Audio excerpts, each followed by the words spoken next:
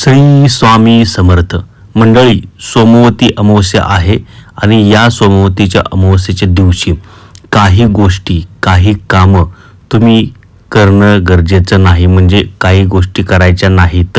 त्या कोणत्या गोष्टी आहेत, त्या कोणत्या गोष्टी करायच्या नाहीत, हे आपण आजच्या या व्हिडिओमध्ये जाणून घेणार आहोत. आज सोमवती अमावस्या आहे. सर्वत्र आज पूजा व्रत वगैरे केले जात आहे. अनेक वेगवेगळ्या राज्यामध्ये, वेगवेगळ्या विभागामध्ये वेगवेगळी परंपरा आहे. सोमवारी आलेल्या अमावस्येमुळे या अमावस्येला सोमवती अमावस्या असे म्हटले जात आहे. आता या दिवशी काय करायचं नाही, त्याचा तोटा काय होणार आहे, तर हे आपण आजच्या या व्हिडिओमध्ये पाहणार आहोत. पूर्ण व्हिडिओ पहा, जाणून घ्या. बघा, हिंदू धर्मात सोमवती अमावस्येला अत्यंत महत्त्व आहे. तब्बल 396 वर्षानंतर आज सोमवती अमावस्या मिथुन संक्रांती आणि त्रिवेणी या महासंयोग जुळून आलेला आहे. ज्योतिषशास्त्रानुसार या दिवशी दान, धर्म आणि शिवपूजेला जेवढे महत्त्व आहे तेवढेच काही ठिकाणी काही नियमांचे पालन करणे सुद्धा गरजेचे आहे. त्यानुसार बघा, अमावस्येच्या दिवशी बाजारातून काही ठराविक वस्तू खरेदी करून घरात आणणे अशुभ मानले जाते. आजच्या दिवशी न कळत केलेली एक छोटीशी खरेदी तुम्हाला घरात नकारात्मकता वाढवू शकते आणि पैशाचे मोठे नुकसान करू शकते. त्यामुळे घरात आज नवीन कपडे आणि जोडे म्हणजे चप्पल, हे सोमवारी अमावस्येला नवीन कपडे किंवा शूज, चप्पल खरेदी करणे वर्ज्य मानले जाते. अमावस्या ह्या पूर्वजांच्या स्मरणांचा दिवस आहे. या दिवशी कपडे आणि जोडे खरेदी केल्याने कुंडलीत शनी आणि राहूचा दोष निर्माण होऊ शकतो, ज्यामुळे नवीन कपडे परिधान करताना आरोग्याच्या समस्या उद्भवू शकतात. त्यामुळे आज शक्यतो नवीन कपडे, चप्पल खरेदी करणे टाळावे असं सांगितलेलं आहे. पुढचं आहे सोने, चांदी, दागिने आणि महागड्या वस्तू. आज संक्रांती आणि अमावस्या एकत्र आल्याने कोणताही शुभ खरेदीचा मुहूर्त नाही. त्यामुळे आज सोने, चांदी, हिरे किंवा इतर मौल्यवान धातूंची खरेदी करू नये. या दिवशी विलासी आणि महागड्या वस्तू खरेदी आणल्यास धनलाभाऐवजी विनाकारण खर्च वाढतो आणि अधिक बजेट कोलमडते. पुढची गोष्ट आहे तामसिक भोजन आणि मांसाहारी सामग्री. अमावस्येला घरात संपूर्ण सात्विकता राखली पाहिजे. आजच्या दिवशी मांसाहार, अंडी, मद्य किंवा ते बनवण्यासाठी लागणारे साहित्य बाजारातून विकत आणू नये. तसेच आजच्या दिवशी लसूण आणि कांद्याची अति खरेदी किंवा ते घरात आणणे टाळावे, कारण यामुळे पितर तीव्र नाराज होतात.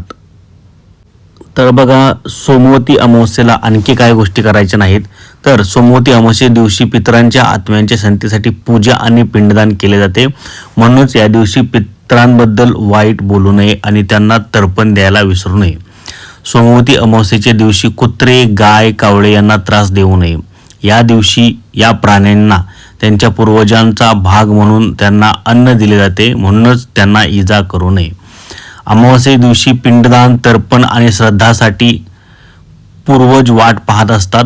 म्हणूनच या दिवशी सर्व गोष्टी करायला विसरू नये. या गोष्टी करायला विसरले तर पूर्वज रागावतात आणि शाप देतात. त्यामुळे आजच्या दिवशी पिंडदान, तर्पण आणि श्राद्ध हे नक्कीच करावे. सोमवती अमावस्येच्या दिवशी केलेल्या पूजेचे शुभ फळ प्राप्त करण्यासाठी दिवसभर ब्रह्मचर्य पाळावे, नाहीतर पूजेचे पूर्ण फल प्राप्त होत नाही. त्यानंतर सोमवती अमावस्येच्या दिवशी तामसिक वस्तूंना हात लावू नये. चुकूनही मांसाहार, मद्य सेवन करू नये. तसेच या दिवशी केलेल्या पूजेचे चांगले फळ मिळत नाही. त्यामुळे आज मांसाहार, मद्यपान वर्ज्य करावे.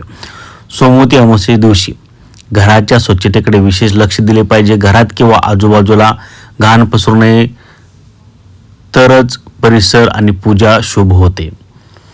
सोमवती अमावस्येच्या दिवशी कोणाशीही भांडण करू नये.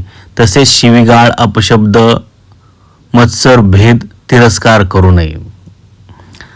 सोमवतीच्या अमावस्येच्या दिवशी विशेष काय काळजी घ्यावी, विशेष काय मानले जाते, तर शनी आणि कालसर्प दोषापासून मुक्ती मिळवण्यासाठी सोमवती अमावस्येचा दिवस विशेष आहे.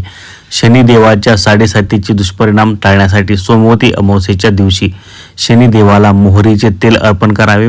या दिवशी वैवाहिक जीवनासाठी पती पत्नी दोघांनी मिळून पिंपळाच्या झाडाला पाणी अर्पण करावे. तसेच ओम पितृभ्यो नमः या मंत्राचा 108 वेळा जप करावा.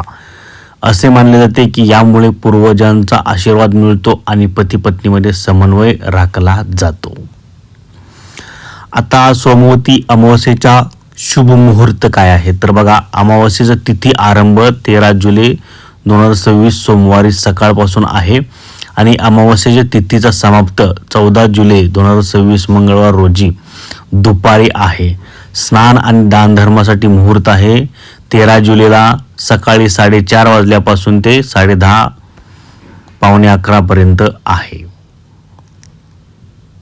धन्यवाद. श्री स्वामी समर्थ.